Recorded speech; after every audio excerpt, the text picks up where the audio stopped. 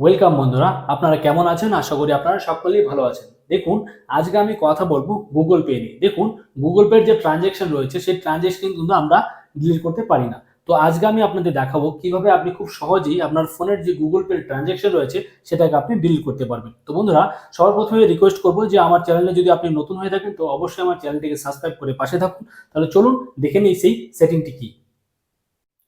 Google pay transaction delete করার জন্য সবার প্রথমে আমাদের গুগল পেটি ওপেন করে নিতে হবে। গুগল পেটি ওপেন করে নেবার পরে সবার প্রথমে যে আপনাদের যে গুগল পের যে প্রোফাইল আইকনটি রয়েছে সেখানে প্রেস করতে হবে। আমাদের দেখে নিতে হবে সেটিং অপশনটি কোথায় আছে। তো সেটিং অপশনে গিয়ে সেটিংটি আমাদের ক্লিক করে নিতে হবে। সেটিংটি ক্লিক করে নেবার পরে এখানে আপনি দেখতে পাবেন প্রাইভেসি অ্যান্ড সিকিউরিটি, এই অপশনটিতে একবার প্রেস করতে হবে। প্রেস করার পরে সবার প্রথমে দেখতে পাবেন ডেটা অ্যান্ড পার্সোনালাইজেশন, এই ডেটা পার্সোনালাইজেশন অপশনটিতে প্রেস করতে হবে।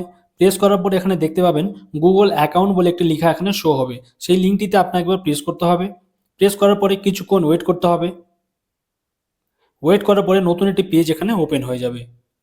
তো যতক্ষণ না পেজটি ওপেন হচ্ছে ততক্ষণে আমার ভিডিওটি একটি লাইক দেবেন। দেখুন, ওপেন হয়ে গেল। দেখুন, এই পেজটি ওপেন হওয়ার পরে এখানে একটু অপশন চলে আসলো কন্টিনিউ বলে, মুভ ওয়ে টু ভেরিফাই এবং কন্টিনিউ, এই কন্টিনিউ অপশনটিতে আপনাকে প্রেস করতে হবে। যখন আপনি এখানে প্রেস করবেন, প্রেস করার পরে একটু ভেরিফাই, আপনি যে ফিঙ্গারপ্রিন্ট দিয়ে রয়েছেন সেই ফিঙ্গারপ্রিন্টটা আপনাকে এখানে দিতে হবে। দেওয়ার পরে আরেকটি পেজ এখানে ওপেন হয়ে যাবে।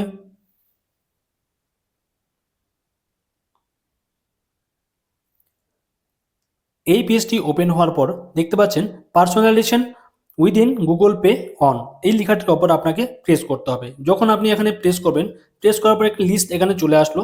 এখানে আপনাকে খুঁজে নিতে হবে manage Google pay transaction and other data, এই লেখাটির ওপর আপনাকে একবার প্রেস করতে হবে। যখন আপনি এখানে প্রেস করবেন, প্রেস করার পর দেখতে পাচ্ছেন আপনি যার যার সঙ্গে আপনি ট্রানজ্যাকশন করেছেন সেই ট্রানজ্যাকশন লিস্টটা কিন্তু এখানে শো হয়ে যাচ্ছে।